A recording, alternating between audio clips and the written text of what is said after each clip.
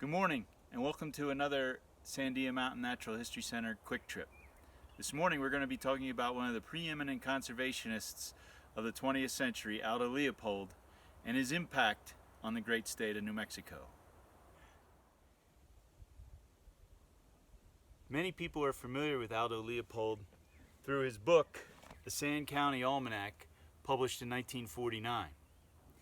Sand County is a county in Wisconsin, nowhere near New Mexico. But many of the most important essays in the Sand County Almanac are written about Leopold's experiences in the early 20th century in New Mexico.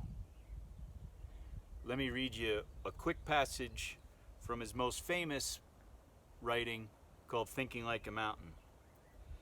In those days, we had never heard of passing up a chance to kill a wolf. In a second, we were pumping lead into the pack, but with more excitement than accuracy. How to aim a steep downhill shot is always confusing. When our rifles were empty, the old wolf was down and a pup was dragging a leg into impassable slide rocks. We reached the old wolf in time to watch a fierce green fire dying in her eyes. I realized then, and have known ever since, that there was something new to me in those eyes, something known only to her and to the mountain. I was young then, and full of trigger itch. I thought that because fewer wolves meant more deer, then no wolves would mean hunter's paradise.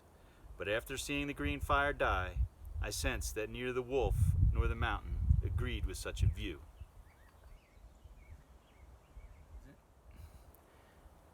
That passage was written about an incident that occurred along the Gila River in southwestern New Mexico.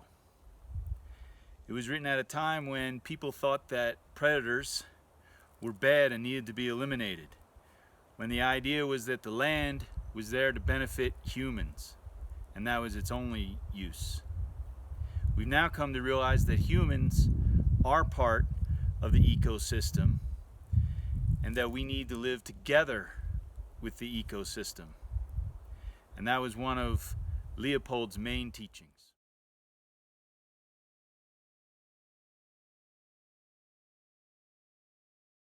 During his career, Leopold advocated for setting aside large tracts of wilderness to be left untouched by man. In 1924, he was successful in getting the Gila Wilderness set aside. Eventually, in 1964, the Wilderness Act was signed by Lyndon Baines Johnson. Today, there are 23 wilderness areas in New Mexico, including the first, the Gila Wilderness, and the Aldo Leopold Wilderness established in 1980. 3 wilderness areas are visible from the Sandia Mountain Natural History Center: the Sandia Mountain Wilderness, Manzano Mountain Wilderness, and off in the distance, Wheeler Peak Wilderness.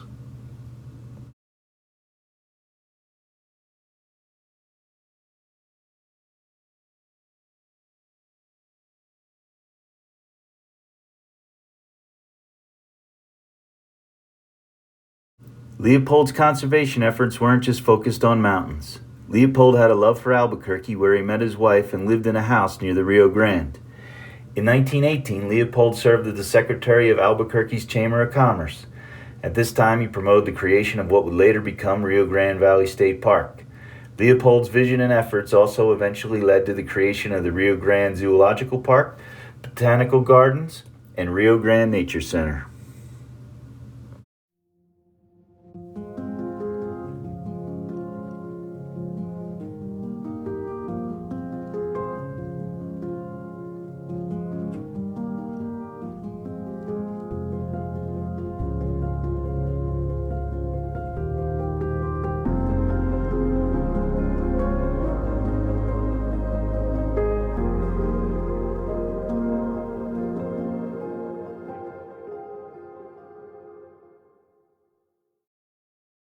Thanks for joining us, and make sure to check the description box for more information on Aldo Leopold and the Sandia Mountain Natural History Center.